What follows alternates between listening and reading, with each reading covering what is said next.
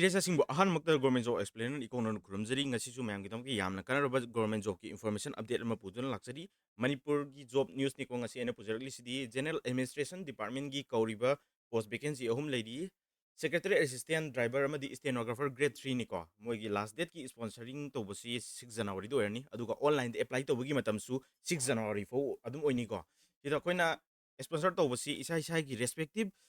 employment exchange ki office salaga sponsor to gadamni form apply to bosi online to gadamni ko sponsor number lawra matungda apply to no link su ai description da pijaram gi ko official notification ni 24 December da thoki notice ki matung inna secretary assistant gi 75 post vacancy ko gani aduga driver gi contractual basis da 8 post ko gani haina notification sing de yauri ko aduna isa gi anakpa sponsor concern employment exchange office da satpiraga isa gi mingdo job sponsor job requisition number do lokthuk piu ko aduga online apply to biu apply to link su ai description da pijaramge general administration department gi 24 December da second notice samo thoi sidana mayam stenographer grade 3 gi 8 post ni ko sigi 8 post ju contractual basis ni 6 January da last date ogani online sponsor to gadabani sponsor to bisi isa gi employment exchange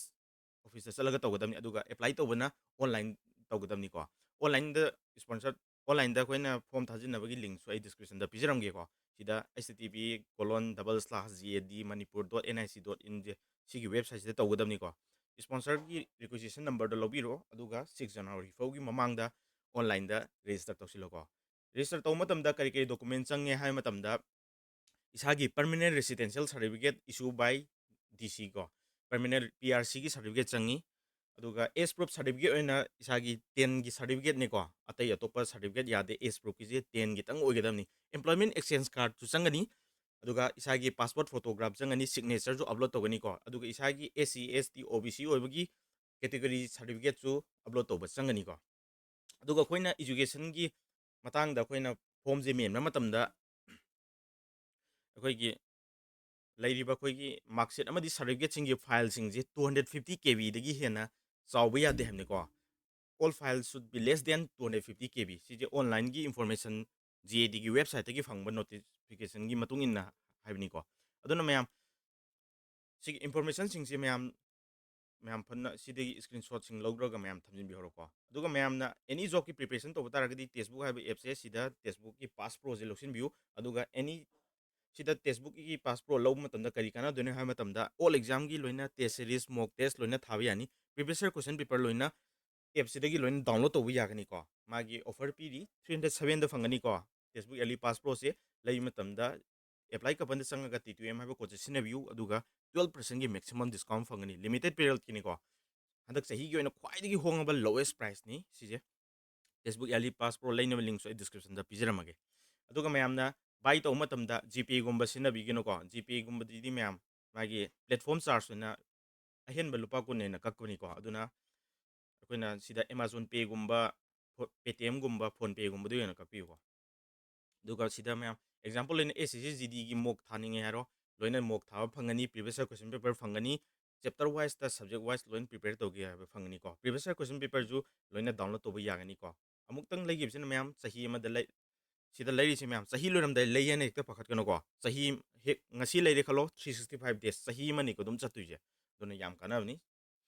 aduga mayam SSC gi exam ogera any government job ki damak to honor ba isin law sing gi damak ta anauba course ama pura i ko haiba course asi combined course ni ko adi koina GFC ana hanei do aduga mani all subject ni ko sida talak tuje mayam English general awareness maths amadi reasoning hariba subject sing loin cover togani aduga Manipur manung da leriba iresa mayam loina effort to ngam no ba kwai digi affordable rate mayam sarakani ko sigi class asi mayam 6 January digi horani ko aduna class gi join to ni ba isin law sing na sida picture ba WhatsApp number sida contact to biro ko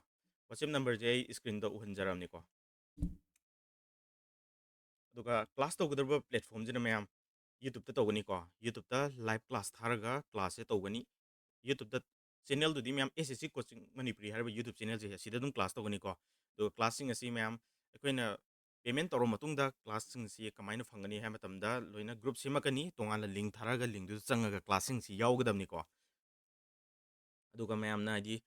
ꯂꯥꯏꯔꯤꯛ ꯇꯥꯛꯄꯒꯤ ꯃꯑꯣꯡ ꯀꯃꯥꯏꯅ ꯇꯧꯏ ꯍꯥꯏꯕꯗꯣ demo ꯀ꯭ꯂꯥꯁꯁꯤꯡ ꯌꯦꯡꯅꯤꯡꯕ ꯇꯥꯔꯒꯁꯨ ꯃꯌꯥꯝ ꯆꯦꯅꯦꯜꯁꯤꯗ ꯆꯪꯕꯤꯔꯣ ꯑꯗꯨꯒ ꯄ꯭ꯂꯦꯂꯤꯁꯇ ꯆꯪꯉꯒ ꯄꯔꯁꯦꯟꯇꯦꯖꯀꯤ ꯂꯦꯛꯆꯔ ꯌꯥꯎꯕꯅꯤꯀꯣ ꯄꯔꯁꯦꯟꯇꯦꯖꯇꯨꯗ ꯀꯃꯥꯏꯅ ꯇꯥꯛꯀꯦ ꯍꯥꯏꯕꯅꯆꯤꯡꯕ ꯃꯌꯥꯝ ꯗꯦꯃꯣ ꯀ꯭ꯂꯥꯁꯁꯤꯡ ꯌꯦꯡꯉꯒ ꯏꯁꯥꯅ ꯄꯥꯝꯕ ꯃꯇꯨꯡꯗ ꯃꯌꯥꯝ ꯄꯤꯖꯔꯤꯕ ꯋꯥꯆꯦꯞ ꯅꯝꯕꯔꯁꯤꯗ ꯀꯟꯇꯦꯛ ꯇꯧꯕꯤꯔꯛꯎ ꯑꯗꯨꯒ ꯑꯩꯈꯣꯏꯅ ꯇꯧꯔꯤꯕ ꯀ꯭ꯂꯥꯁ ꯑꯁꯤ ꯃꯌꯥꯝ ꯋꯥꯟ ꯀꯣꯔꯁ ꯐꯣꯔ ꯑꯣꯜ ꯑꯦꯛꯖꯥꯝꯅꯤꯀꯣ ꯑꯦꯛꯖꯥꯝ ꯈꯨꯗꯤꯡꯃꯛꯀꯤ ꯂꯣꯏꯅ ꯌꯥꯒꯗꯕꯅꯤꯀꯣ ꯍꯥꯏꯗꯤ ꯑꯦꯛꯖꯥꯝꯁꯤꯡꯁꯤꯗ ꯍꯪꯉꯤꯕ ꯇꯣꯄꯤꯛ ꯑꯃꯗꯤ ꯁꯤꯂꯦꯕꯁꯁꯤꯡꯁꯦ ꯑꯦꯛꯖꯥꯝ ꯑꯌꯥꯝꯕ ꯂꯣꯏ ꯃꯥꯟꯅꯩꯀꯣ ꯑꯗꯨꯅ ꯀꯣꯔꯁ ꯑꯃꯁꯤꯅ ꯂꯣꯏ ꯌꯥꯅꯤ ꯑꯗꯨꯒ ꯑꯩꯈꯣꯏꯒꯤ ꯁꯤꯂꯦꯕꯁꯁꯤꯁꯨ ꯃꯌꯥꯝ 3 ꯃꯟꯊꯁꯀꯤ ꯃꯅꯨꯡꯗ ꯀꯝꯄ꯭ꯂꯤꯠ ꯑꯣꯏꯅꯕ ꯍꯣꯠꯅꯒꯅꯤꯀꯣ ꯑꯗꯨꯒ 2024ꯗ ꯍꯪꯈꯤꯕ ꯄ꯭ꯔꯤꯚꯤꯌꯁ ꯌꯥꯔ ꯀ꯭ꯋꯦꯁꯟ ꯄꯦꯄꯔꯁꯤꯡ ꯑꯌꯥꯝꯕ ꯂꯣꯏꯅ ꯀꯣꯚꯔ ꯇꯧꯅꯕ ꯍꯣꯠꯅꯒꯅꯤꯀꯣ ꯁꯕꯖꯦꯛ ꯈꯨꯗꯤꯡꯒꯤ ꯂꯣꯏꯅ ꯁꯦꯄꯔꯦꯠ ꯐꯦꯀꯜꯇꯤꯁ ꯄꯤꯒꯅꯤ ꯑꯗꯨꯒ ꯀꯣꯔꯁꯁꯦ ꯑꯃꯨꯛꯇꯪ ꯌꯥꯎꯈꯤꯕ ꯃꯇꯨꯡꯗ ꯂꯥꯏꯐ ꯇꯥꯏꯝꯒꯤ ꯚꯦꯂꯤꯗꯤꯇꯤꯁꯨ ꯐꯪꯒꯅꯤꯀꯣ ꯑꯗꯨꯒ ꯃꯌꯥꯝ ꯑꯣꯐꯔꯁꯤꯡ ꯑꯁꯤ ꯃꯌꯥꯝ ꯂꯧꯕꯤꯍꯧꯁꯤ ꯑꯗꯨꯒ ꯑꯅꯧꯕ ꯖꯣꯕ ꯑꯞꯗꯦꯠ ꯂꯥꯛꯄ ꯃꯇꯝꯗ ꯃꯌꯥꯝ ꯃꯇꯝ ꯆꯥꯅ ꯑꯞꯗꯦꯠ ꯑꯗꯨꯝ ꯄꯤꯖꯔꯒꯦꯀꯣ ꯃꯁꯤꯒꯤ ꯑꯣꯏꯅꯗꯤ ꯑꯩ ꯃꯇꯥꯡꯁꯤꯗ ꯚꯤꯗꯤꯑꯣꯁꯤ ꯇꯦꯟꯁꯤꯟꯖꯔꯒꯦ ꯊꯦꯡꯛ ꯌꯨ